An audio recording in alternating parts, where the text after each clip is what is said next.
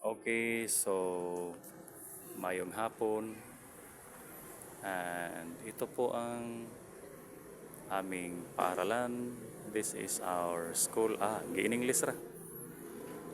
So, andito po ako ngayon mga kasama, mga kaibigan, mga ka-friend. This is just a trial video gamit itong Infinix Smart 8.